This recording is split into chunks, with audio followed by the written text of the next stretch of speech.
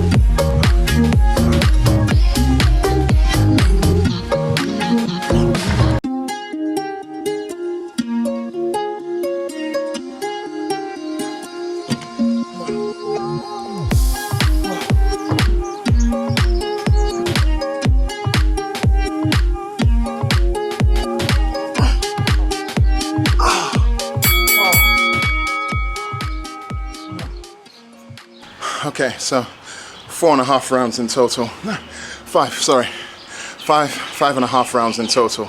I averaged, I can't even walk properly, I averaged just under 2 minutes per round.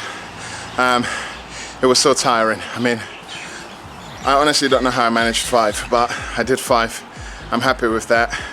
I'm not gonna say much more, just I hope you like that.